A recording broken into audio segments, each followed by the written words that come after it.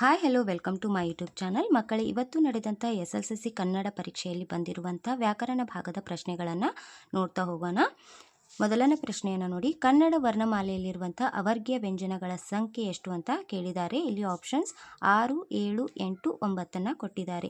ನಿಮಗೆಲ್ಲರಿಗೂ ಗೊತ್ತು, ಟೋಟಲ್ ಆಗಿ ನಮ್ಮ ಕನ್ನಡ ವರ್ಣಮಾಲೆಯಲ್ಲಿರುವಂಥ ಅಕ್ಷರಗಳ ಸಂಖ್ಯೆ 49.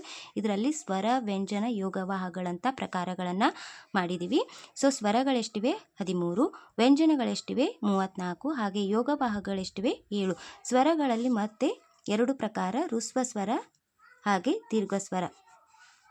ಋಸ್ವ ಸ್ವರ ಟೋಟಲ್ ಆಗಿ 6 ಇವೆ, ದೀರ್ಘ ಸ್ವರ ಟೋಟಲ್ ಆಗಿ 7 ಇವೆ. ಹಾಗೆ ವ್ಯಂಜನದಲ್ಲಿ 2 ಪ್ರಕಾರಗಳನ್ನು ಮಾಡಿದ್ದೀವಿ: ವರ್ಗೀಯ ವ್ಯಂಜನ, ಅವರ್ಗೀಯ ವ್ಯಂಜನ. ಸೊ ವರ್ಗೀಯ ವ್ಯಂಜನಗಳು ಟೋಟಲ್ ಆಗಿ 25 ಇದ್ದರೆ ಅವರ್ಗೀಯ ವ್ಯಂಜನಗಳು ಟೋಟಲ್ ಆಗಿ 9 ಇವೆ. ಸೊ ಇಲ್ಲಿ ಕರೆಕ್ಟ್ ಆಪ್ಷನ್ ಯಾವುದು? 9. ಅಂದರೆ ಇಲ್ಲಿ 25 ವರ್ಗೀಯ ವ್ಯಂಜನಗಳು, ಕದಿಂದ ಮ ತನಕ ಇರುವಂತಹ ಅಕ್ಷರಗಳು ವರ್ಗೀಯ ವ್ಯಂಜನಗಳಾದರೆ, ಯದಿಂದ ಳ ತನಕ ಇರುವಂತಹ ವ್ಯಂಜನಗಳು ಅವರ್ಗೀಯ ವ್ಯಂಜನಗಳಾಗ್ತವೆ.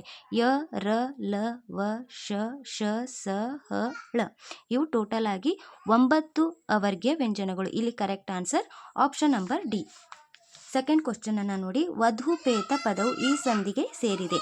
ಆಪ್ಷನ್ಸ್ ಲೋಪಸಂಧಿ, ಸವರ್ಣ ದೀರ್ಘ ಸಂಧಿ, ವೃದ್ಧಿ ಸಂಧಿ ಹಾಗೆ ಗುಣಸಂಧಿಯನ್ನು ಕೊಟ್ಟಿದ್ದಾರೆ.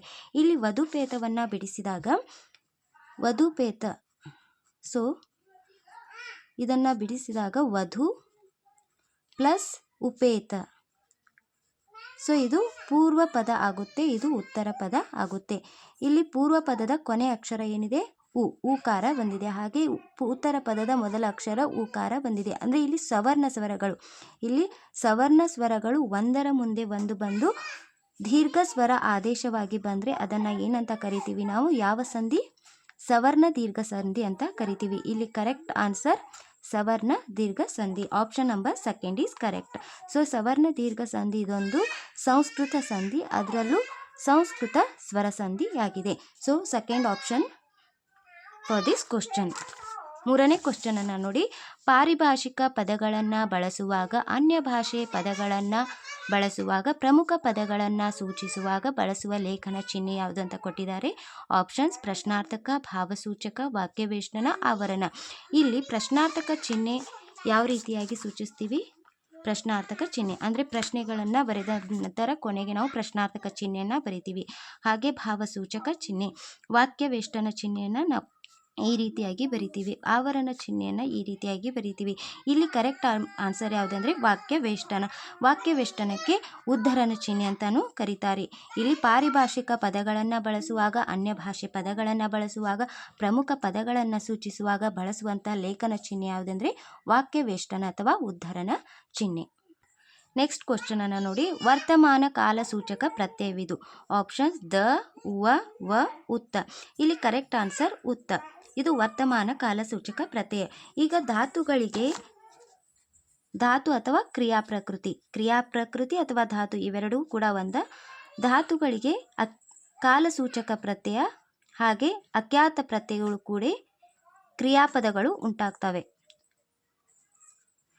ಧಾತು ಪ್ಲಸ್ ಕಾಲಸೂಚಕ ಪ್ರತ್ಯಯ, ಅಖ್ಯಾತ ಪ್ರತ್ಯಯಗಳು ಸೇರಿ ಕ್ರಿಯಾಪದ ಉಂಟಾಗುತ್ತೆ.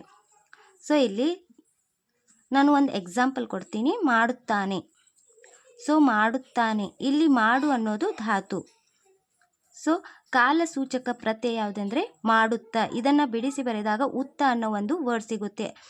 ಸೊ ಅದು ಕಾಲಸೂಚಕ ಪ್ರತ್ಯಯ. ಕೊನೆಗೆ ಸಿಗುವಂಥ ಇಲ್ಲಿ ಮಾಡುತ್ತಾನೆ, ಆನೆ, ಇದು ಅಖ್ಯಾತ ಪ್ರತ್ಯಯ.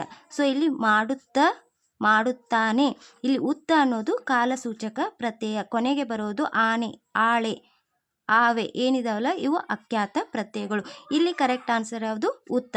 ಅದೇ ಇದು ವರ್ತಮಾನ ಕಾಲಸೂಚಕ ಪ್ರತ್ಯಯ. ಹಾಗೆ ಇದು ವ ಅನ್ನೋದು ಭವಿಷ್ಯತ್ ಕಾಲಸೂಚಕ ಪ್ರತ್ಯಯ. ಹಾಗೆ ದ ಅನ್ನೋದು ಭೂತಕಾಲ ಸೂಚಕ ಪ್ರತ್ಯಯ. ಇಲ್ಲಿ ಕರೆಕ್ಟ್ ಆನ್ಸರ್ ಯಾವುದು? ಉತ್ತ. ನೆಕ್ಸ್ಟ್ ಕ್ವಶನ್ ಅನ್ನು ನೋಡಿ. ದ್ವಿತೀಯ ವಿಭಕ್ತಿಯ ಕಾರಕಾರ್ಥವಿದು ಅಂತ ಕೇಳಿದ್ದಾರೆ. ಇಲ್ಲಿ ಆಪ್ಷನ್ಸ್ ಕರ್ಮಾರ್ಥ ಇದೆ, ಕರ್ತಾರ್ಥ ಇದೆ, ಸಂಪ್ರದಾನ ಇದೆ, ಅಧಿಕರಣ ಇದೆ. ಸೊ ಇಲ್ಲಿ ದ್ವಿತೀಯ ವಿಭಕ್ತಿಯ ಕಾರಕಾರ್ಥವಿದು ಅಂತ ಯಾವುದಂತ ಕೇಳಿದ್ದಾರೆ. ಕರ್ತೃ ಅನ್ನೋದು ಪ್ರಥಮ ವಿಭಕ್ತಿ ಕಾರಕಾರ್ಥ, ಕರ್ಮ ಅನ್ನೋದು ದ್ವಿತೀಯ ವಿಭಕ್ತಿ ಕಾರಕಾರ್ಥ. ಇಲ್ಲಿ ಕರೆಕ್ಟ್ ಆನ್ಸರ್ ಕರ್ಮ. ದ್ವಿತೀಯ ವಿಭಕ್ತಿ ಕಾರಕಾರ್ಥ ಯಾವುದು? ಕರ್ಮ. ಕರ್ತೃ ಅನ್ನೋದು ಪ್ರಥಮ ವಿಭಕ್ತಿ ಕಾರಕಾರ್ಥ. ಸೊ ನೆಕ್ಸ್ಟ್ ಕ್ವಶನನ್ನು ನೋಡಿ. ಮಾದ್ರ ಮಾಘದ ಯಾದವರು ಪದವು ಈ ಸಮಾಸಕ್ಕೆ ಸೇರಿದೆ. ತತ್ಪುರುಷ ಸಮಾಸ, ದ್ವಂದ್ವ ಸಮಾಸ, ಕ್ರಿಯಾ ಸಮಾಸ, ಬಹುರ್ವಿಹಿ ಸಮಾಸ. ಇಲ್ಲಿ ಮಾದ್ರ ಮಾಘದ ಯಾದವರು. ಸೊ ಇಲ್ಲಿ ಕರೆಕ್ಟ್ ಆನ್ಸರ್ ಯಾವುದಂದರೆ ದ್ವಂದ್ವ. ಮಾದ್ರ ಪ್ಲಸ್ ಮಾದ್ರರು ಪ್ಲಸ್ ಮಾಘದರು ಪ್ಲಸ್ ಯಾದವರು. ಸೊ ಇದನ್ನು ಬಿಡಿಸಿ ಬರೆದಾಗ ಮಾದ್ರರು ಮಾಘದರು ಮತ್ತು ಯಾದವರು ಇವು ಒಂದೇ ರೀತಿಯಾದ ಪದವನ್ನು ಹೊಂದಿರೋದ್ರಿಂದ, ಒಂದೇ ರೀತಿಯ ಅರ್ಥವನ್ನು ಕೊಡೋದ್ರಿಂದ ಇವುಗಳನ್ನು ನಾವು ದ್ವಂದ್ವ ಸಮಾಸ ಅಂತ ಹೇಳ್ತೀವಿ. ಸೊ ಮಾದ್ರರು ಪ್ಲಸ್ ಮಾಘದರು ಪ್ಲಸ್ ಯಾದವರು. ಸೊ ಇಲ್ಲಿ ಕರೆಕ್ಟ್ ಆನ್ಸರ್ ದ್ವಂದ್ವ. ನೆಕ್ಸ್ಟ್ ಕ್ವಶನನ್ನು ನೋಡಿ. ಇಲ್ಲಿ ಅಮೃತ ಆಮರ್ದು ಕಾರ್ಯ ಕಜ್ಜ. ಇಲ್ಲಿ ತತ್ಸಮ ತದ್ಭವದ ಮೇಲೆ ಕ್ವಶನ್ ಆಗಿದೆ. ಅಮೃತ ಆಮರ್ದು ಕಾರ್ಯ ಕಜ್ಜ ಆಗುತ್ತೆ. ಸೊ ಅಷ್ಟು ಪರಿಮಾಣವಾಚಕ 12 ಇದು ಸಂಖ್ಯಾವಾಚಕ. ಒಂದು ವೇಳೆ 12ನೇಯ ಇದು ಸಂಖ್ಯೆವಾಚಕ. ಒಂದು ವೇಳೆ 12ನೇಯ ಈ ರೀತಿಯಾಗಿ ಬಂದಿತ್ತಂದರೆ, ಈಗ 1 2 3 4 ಈ ರೀತಿಯಾಗಿ ಬಂದರೆ ಅವು ಸಂಖ್ಯಾವಾಚಕ. 12ನೇಯ 1ನೇಯ 2ನೇಯ ಈ ರೀತಿಯಾಗಿ ಬಂದರೆ ಅವು ಸಂಖ್ಯೆಯ ವಾಚಕ ಅಂತ ಹೇಳ್ತೀವಿ. ಸಂಖ್ಯಾವಾಚಕ ಬೇರೆ, ಸಂಖ್ಯೆಯ ವಾಚಕ ಬೇರೆ. 1 2 3 4 ಇವೆಲ್ಲವೂ ಕೂಡ ಸಂಖ್ಯೆ ವಾಚಕ. ಆದರೆ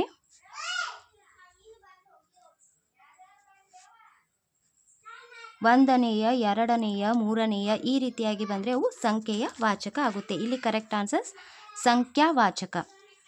ಹಾಲ್ಜೇನು ಜೋಡು ನುಡಿ ಆದರೆ ತುತ್ತ ತುದಿ ಯಾವುದು? ತುದಿ ಪ್ಲಸ್ ತುದಿ ತುತ್ತ ತುದಿ. ಇದು ದ್ವಿರುಕ್ತಿಗೆ ಉದಾಹರಣೆ. ದ್ವಿರುಕ್ತಿ ಆಗುತ್ತೆ. ತುದಿ ಪ್ಲಸ್ ತುದಿ ತುತ್ತ ತುದಿ. ನಿನಗಾಗಿ ತದ್ದಿತಾಂತವ್ಯಯ ಪೇರ್ಮೆ. ಇದು ತದ್ದಿತಾಂತ ಭಾವನಾಮ. ಸೊ ತದ್ದಿತಾಂತ ಭಾವನಾಮ. ಪಿರಿದರ ಭಾವ ಪೇರ್ಮೆ. ತದ್ದಿತಾಂತ ಭಾವನಾಮ. ಪಿರಿದು ಅನ್ನೋದು ಗುಣವಾಚಕ. ಇಲ್ಲಿ ಇದನ್ನು ಯಾವ ರೀತಿಯಾಗಿ ಬಿಡಿಸ್ತೀವಿ ಅಂದರೆ ಪೇರ್ಮೆ ಪಿರಿದು ಪ್ಲಸ್ ಮೇ. ಪಿರಿದರ ಭಾವ ಪೇರ್ಮೆ. ಪಿರಿದು ಅನ್ನೋದು ಗುಣವಾಚಕ, ಮೇ ಅನ್ನೋದು ಪ್ರತ್ಯಯ. ಸೊ ಇಲ್ಲಿ ಪಿರಿದು ಅನ್ನೋ ಒಂದು ಗುಣವಾಚಕಕ್ಕೆ ಮೇ ಅನ್ನೋದು ಪ್ರತ್ಯಯ ಸೇರಿಕೊಂಡಿದೆ, ಪೇರ್ಮೆ ಆಗಿದೆ. ಪಿರಿದು ಅಂದರೆ ಹೆಚ್ಚು, ಹಿರಿದು ಅಂತ ಕರಿತೀವಿ. ಹಿರಿಮೆ, ಪೇರ್ಮೆ ಇವೆಲ್ಲವೂ ಕೂಡ ಏನು ತದ್ದಿತಾಂತ ಭಾವನಾಮಗಳಾಗ್ತವೆ. ಸೊ ಇದಿಷ್ಟು ವ್ಯಾಕರಣಕ್ಕೆ ಸಂಬಂಧಪಟ್ಟಂಥ ಕ್ವಶನ್ಸ್ಗಳಾಗಿವೆ. Thank you.